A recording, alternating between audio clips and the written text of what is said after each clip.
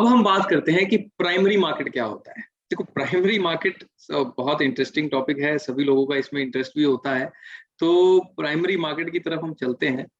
यहाँ पर सबसे पहली चीज प्राइमरी मार्केट से जो रिलेट की जाती है वो होती है आईपीओ, यानी कि इनिशियल पब्लिक ऑफरिंग।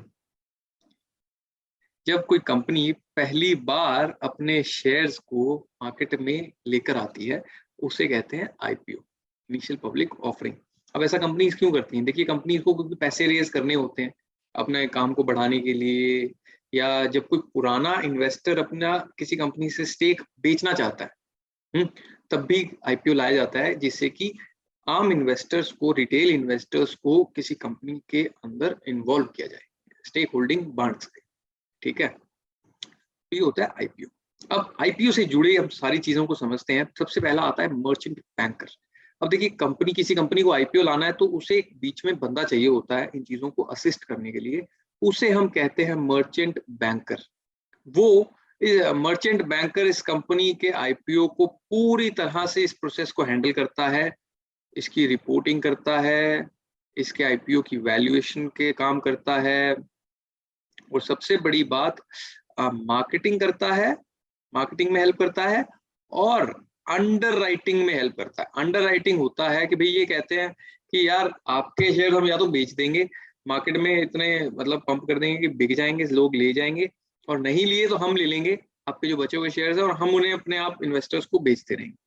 ठीक है, तो ये काम करता है मर्चेंट बैंकर। अब इसके लिए हमें सेबी का समझना बहुत जरूरी है कि सेबी क्या होता है। सेबी है, देखिए, securities and exchange board of India. Board of India जैसे आरबीआई बैंक्स के लिए है, एक रेगुलेटर है, उसके बैंक्स के हर काम को चेक करता है, उसी तरह सेबी है, स्टॉक मार्केट से रिलेटेड सारी एक्टिविटीज, कुछ भी कोई इन्वेस्टर या जो भी इसके अंदर मेंबर्स पार्टिसिपेंट्स जुड़े होते हैं, कोई भी एक्टिविटी होती है वो सेबी उसको रेगुलेट करता है, और सेबी के सभी गाइडलाइंस के अंदर ही वो हो सकती है। तो आईपीओ से पहले भी सेबी का अप्रूवल लेना बहुत जरूरी होता है। उसे हम कहते हैं, जैसे ये प्रोस्पेक्टस लिखा है, उसे हम कहते हैं DRHP। सॉरी, DRHP का मतलब होता है ड्राफ्ट रेड हेरिंग प्रोस्पेक्टस।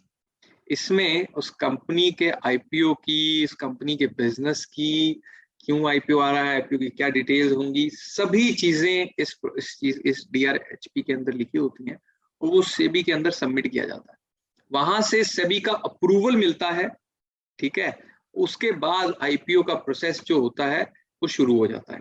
यहाँ से अब उस आईपीओ को मार्केट किया जाता है। अब हम आईपीओ के प्रोसेस के अंदर आ गए हैं। मार्केट किया जाता है, मार्केट किया जाता है यानी कि ऐड की जाती है, इन्वेस्टर्स को बताया जाता है, पंप किया जाता है।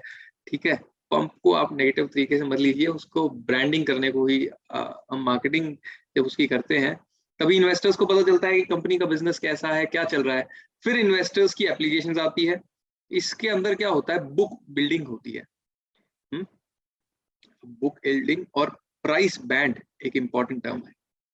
यहाँ क्या होता है कि कंपनी का, जैसे मर्चेंट बैंकर डिसाइड करता है फॉर एग्जांपल कि वही 100 रुपीज से 120 रुपीज का इसका हम प्राइस बैंड रखते हैं कि लोअर लिमिट ये रखेंगे शेयर्स को इशू करने की, और हायर ये होनी चाहिए। ठीक है, अब यहाँ पर बुक बिल्डिंग इशू निकाला जाता है, जहां पर इन्वेस्टर्स अपनी एप्लीकेशन के अंदर ये बताते हैं कि सही प्राइस क्या होना चाहिए, इस क्या इशू का प्राइस होना चाहिए इनके हिसाब से, जिस पर इन्हें मिले।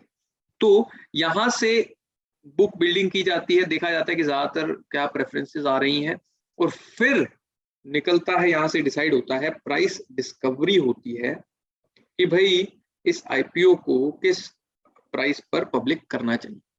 ठीक है, अब यहाँ से होता है ग्रे मार्केट का एक रूल।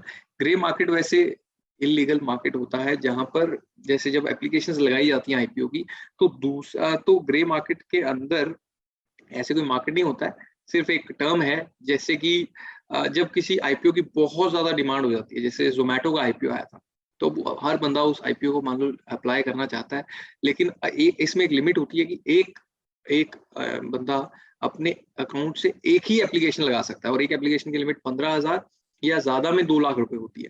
तो अगर आप उससे ज्यादा लगाना चाहते हैं और आप दूसरे किसी के अकाउंट को लेना चाहते हैं, मान लीजिए कि आप अपने अकाउंट के अलावा मेरा अकाउंट भी लेना चाहते हैं अप्लाई करने के लिए, और मैं एप्लीकेशन लगा देता हूँ, तो मेरी एप्लीकेशन में आपको दे देता हूँ। वैसे ही ग्रे मार्केट के अंदर इसका प्रीमियम कुछ देखा जाता है कि आईपीओ को एनालाइज करने के लिए ग्रे मार्केट को देखा जाता है कि ग्रे मार्केट में उसका प्रीमियम कितना चल रहा है, कि लोग आपकी एप्लीकेशन को खरीदने के लिए कितने रुपए आपको उस एप्लीकेशन से ऊपर देने को तैयार हैं।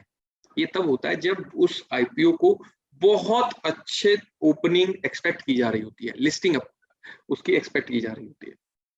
यहां से आ जाता है एक और टर्म, जैसे मैंने बोला लिस्टिंग, कि जब आपने अप्लाई किया, प्राइस डिस्कवरी हो गई, उसके बाद मान लो कि 10x एप्लीकेशंस आ गई किसी आईपीओ की, और जितना उसका साइज था, मान लीजिए 1000 करोड़ का साइज था और 10,000 करोड़ की एप्लीकेशंस आ गई। ओके, अब यहाँ पर 10 गुना एप्लीकेशंस आ तो गई, अब लेकिन हम ये देखेंगे कि अलॉटमेंट किस किस को होती है। ये रैंडम अलॉटमेंट की जाती है इन्वेस्टर्स को। फिर आपको पता चलेगा, मान लेते हैं कि आपके पास वो शेयर्स आ गए, जोमेटो के शेयर्स आपके पास आ गए। ओके, उसके 2-3 दिन बाद उसकी लिस्टिंग होती है स्टॉक मार्केट में, वो शेयर्स आते हैं, सुबह 10 बजे आते हैं।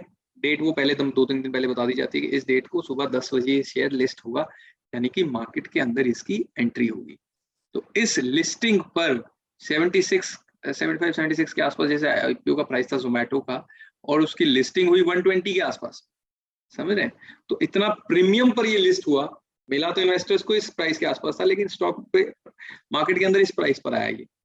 तो ये जो प्रीमियम होता है, इसके बेसिस पर ग्रे मार्केट का प्रीमियम आता है, कि जब लोग इतना प्रीमियम पर किसी स्टॉक को खुलने का एक्सपेक्ट कर रहे होते हैं, तो वो दूसरे की एप्लीकेशंस भी लेने को तैयार हो जाते हैं। ठीक है, इससे जुड़ा एक और टर्म है प्रमोटर्स।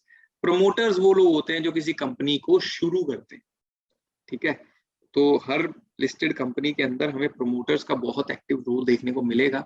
इन्वेस्टर्स के लिए प्रमोटर्स के बारे में पता होना बहुत जरूरी होता है, कि हम जिस कंपनी के अंदर इन्वेस्ट कर रहे हैं उसके प्रमोटर्स कैसे हैं, इसके मालिक कैसे हैं, जो इस कंपनी को चलाते हैं सारा दिन, वो कैसे हैं। अगर वो अच्छे होंगे तो जेन्युइन सी बात है कि कंपनी के अच्छे करने के चांसेस ज्यादा होंगे, और अगर वो ध्यान नहीं देते होंगे बिजनेस में, बहुत रिस्क लेते होंगे, इन्वेस्टर्स का ध्यान नहीं रखते होंगे, तो फिर उसी तरह से हम उस कंपनी को भी देखते हैं।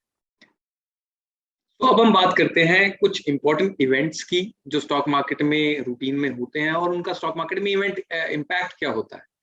बहुत डेप्थ में नहीं जाएंगे, ब्रीफली समझते हैं कि ये सब किस तरह के इवेंट्स होते हैं रूटीन में। तो एक तो पेन ले लेते हैं। पहला तो होता है क्वार्टरली रिजल्ट्स।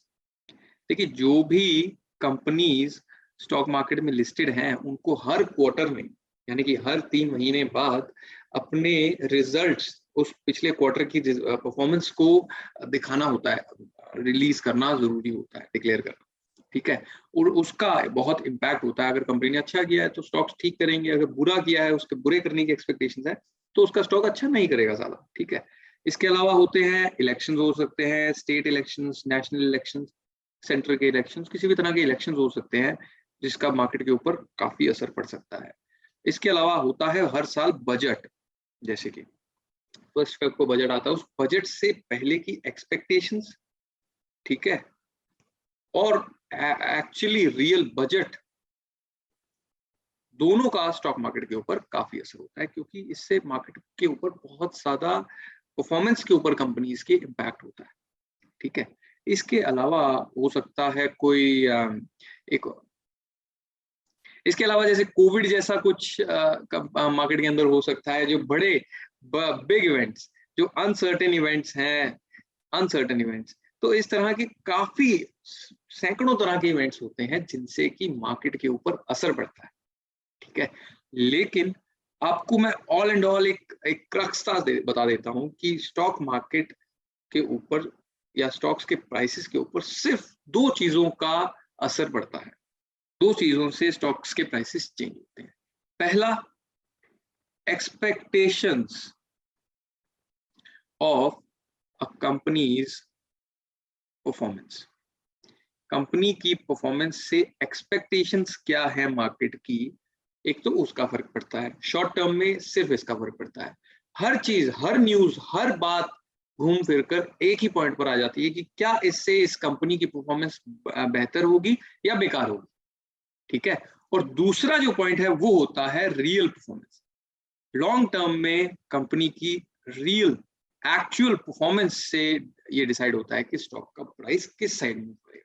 ठीक है, तो ये मैंने आपको क्रक्स बता दिया कि कोई कुछ भी होता है, लास्ट में आपको ये चीज देखनी कि इसका हमें इस कंपनी की परफॉर्मेंस पर क्या असर होता हुआ दिखता है। ठीक है, एक वैसे इवेंट और रह गया था, वो होता है मॉनेटरी पॉलिसी। मॉनेटरी पॉलिसी होता है जब RBI, Reserve Bank of India, हर 2 महीने में एक मीटिंग करता है और बैठता है, वो इंटरेस्ट रेट्स के ऊपर डिसीजन लेते हैं कि इकोनॉमी के अंदर इंटरेस्ट रेट क्या होना चाहिए, लिक्विडिटी क्या होनी चाहिए, क्या इकोनॉमी के अंदर और पैसा डालने की जरूरत है या निकालने की जरूरत है, इन सब चीजों के ऊपर मीटिंग करता है और कुछ डिसीजंस लेते हैं, उसे मॉनेटरी पॉलिसी कहते हैं। तो ये रूटीन के इवेंट्स हैं, इनका स्टॉक मार्केट के ऊपर असर होता है और इनको हमें देखना पड़ता है कि जिस तरह का इवेंट है और इसके जो भी इसका रिजल्ट आएगा उसका मार्केट के ऊपर, इकोनॉमी के ऊपर, कंपनीज के ऊपर अच्छा असर होगा या बुरा असर। तो ये हमने स्टॉक मार्केट के बिल्कुल बेसिक्स पढ़ लिए हैं।